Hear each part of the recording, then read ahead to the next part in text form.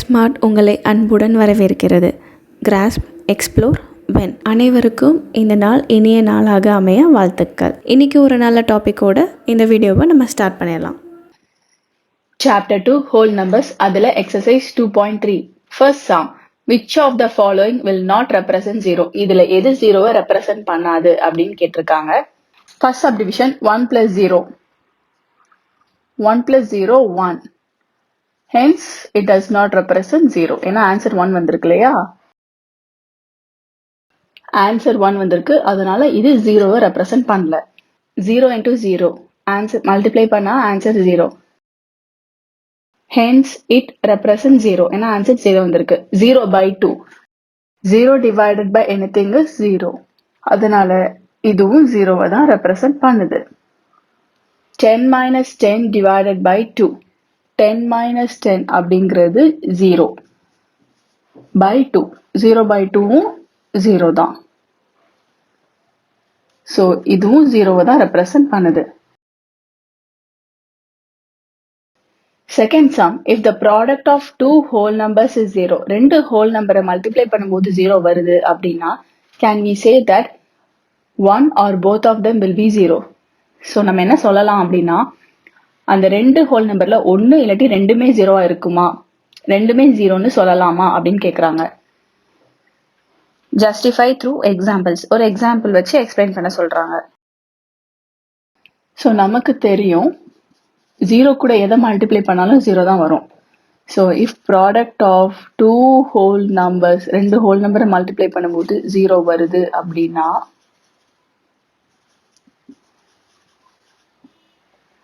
then definitely அதுல ஒரு number கண்டிப்பா 0 தான்.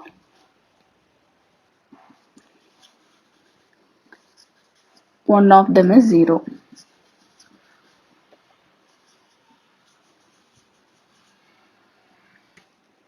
Example 3 into 0 0, 7 into 0 0, 0 into 9 0. So கண்டிப்பா இந்த ரெண்டு நம்பர்ல ஒரு நம்பர் 0 இருந்தால் தான் ஃபைனல் ஆன்சர் 0 வரும். ஸோ ரெண்டு ஹோல் நம்பரை ப்ராடக்ட் பண்ண 0 வருதுன்னா கண்டிப்பா அதுல ஒரு நம்பர் 0 தான் இருக்கும்.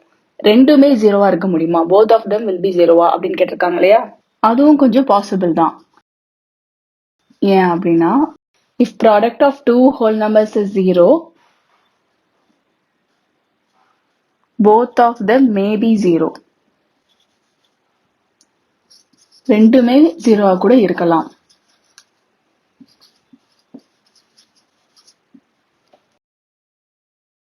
எக்ஸாம்பிள் 0 into 0வும் 0 தான். So product of two whole number 0வா இருக்கு, அப்ப இந்த ரெண்டு நம்பரும் 0வா கூட இருக்கலாம். ஆனா கண்டிப்பா ஒரு நம்பர் 0வா தான் இருக்கும், அப்பதான் அதோட ப்ராடக்ட் 0 வரும். ஸோ இதை ஜஸ்டிஃபை பண்ணிட்டோம், எக்ஸாம்பிளோட கன்க்ளூட் பண்ணிடலாம். Yes, if the product of two whole numbers is 0,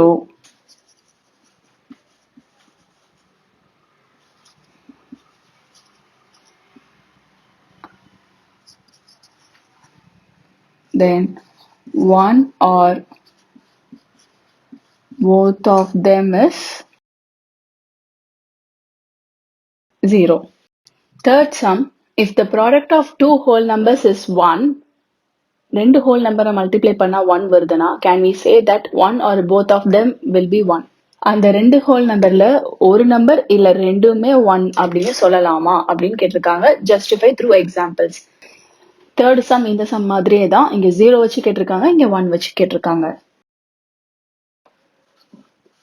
If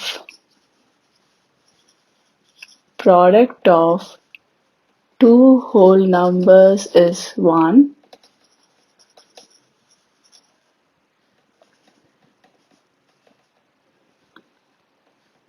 then both the numbers, both of them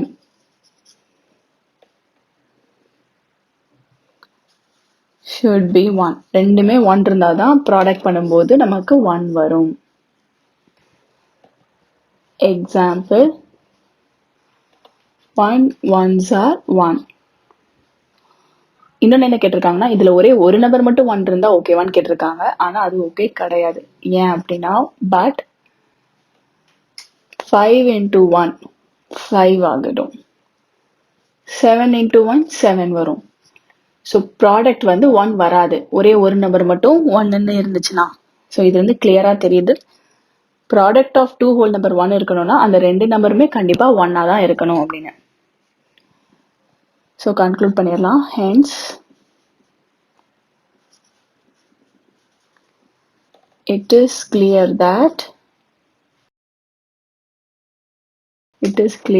that the product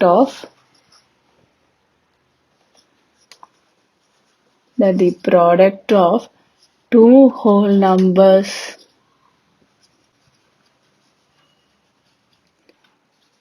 will be 1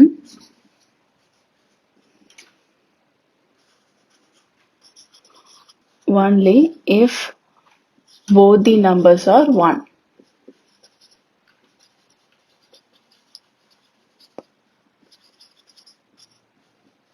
இப்போ fourth sum discuss பண்ணலாம்.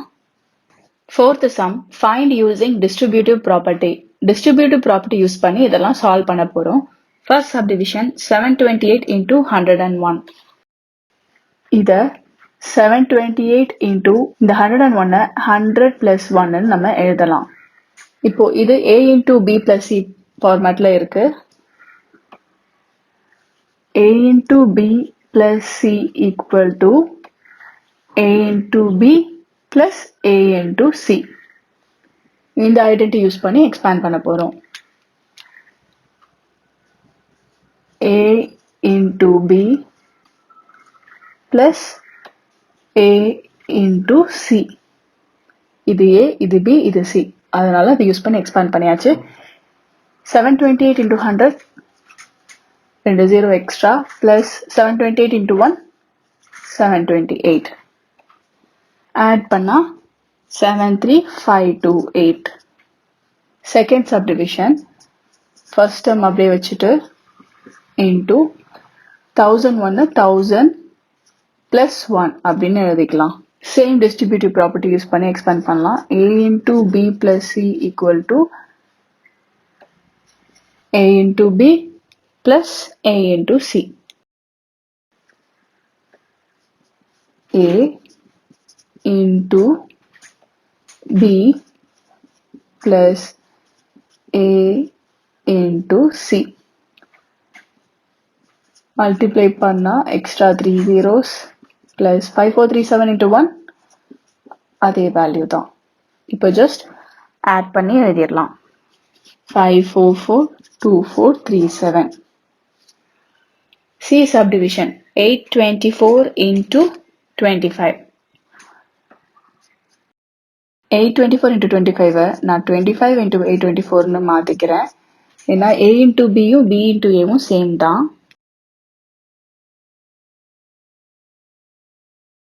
அதனால இந்த மாதிரி ஸ்ப்ளிட் பண்ணிக்கிறேன்.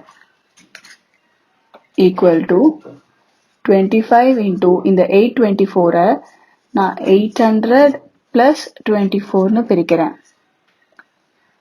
அடுத்த ஸ்டெப்ல 25 into இந்த 800 plus 24 இருக்கு இல்லையா, so 800 plus இந்த 24 நான் 25 minus 1 எழுதிக்கிறேன்.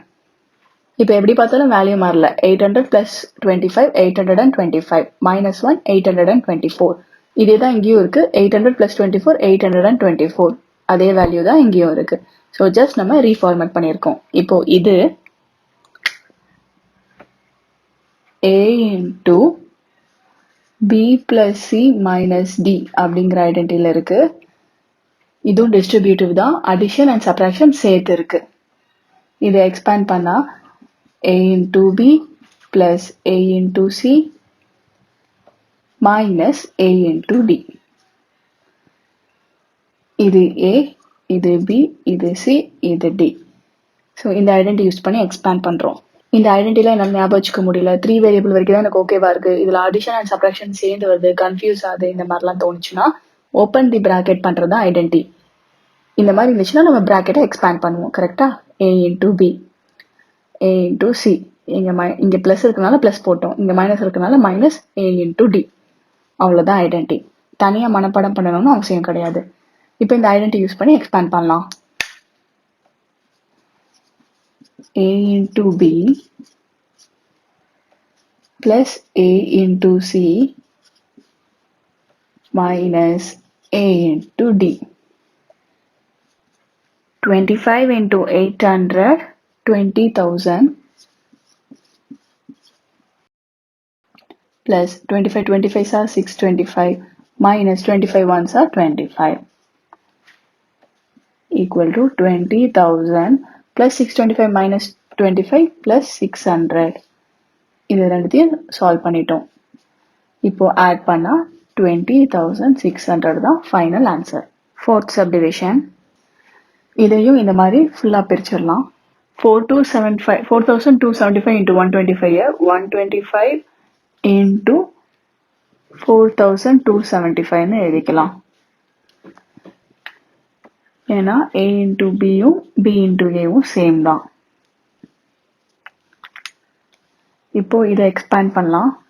125 into இந்த 4,275 எப்படி ஸ்பிளிட் பண்ணலாம்னா 4,000 plus 200 அப்புறம் கடைசியா இருக்கிற 75. இந்த 75 திருப்பி ஸ்பிளிட் பண்ணிடலாம். 125 into 4,000 plus 200. இந்த 75 நம்ம 100 minus 25 எழுதிடலாம். ஏன்னா 100 minus 25 தான் 75. இப்போ இதுல இது a, b, c, d, e. So இது எந்த ஐடென்டிட்டியில் இருக்குன்னா a into b plus c plus d minus e equal to a into b plus a into c plus a into d minus a into e. இந்த ஐடென்டிட்டியில் இருக்கு. So இந்த identity use பண்ணி expand பண்ணலாம். So இதை expand பண்ணுறேன். a into b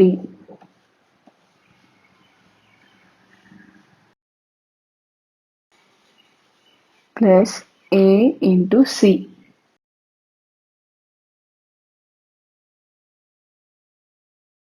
plus a into d minus a into e.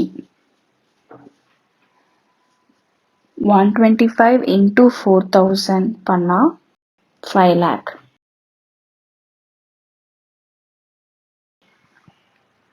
Plus 125 into 200 பண்ணும்போது 25,000 plus 125 into 100 ரெண்டு 0 add பண்ணிக்கலாம் minus 125 into 25 3125. இப்போ இது மூணுத்தையும் ஆட் பண்ணி அதுக்கப்புறம் இந்த 3,125 சப்ட்ராக்ட் பண்ணா ஃபைனல் ஆன்சர் 534375. இ சப்டிவிஷன். இதையும் மாற்றி எழுதிக்கலாம். ஏன்னா a into b is equal to b into a. இப்போ இதை பிரிச்சு எழுதலாம். 35 into 504 500 plus 4 எழுதிக்கலாம்.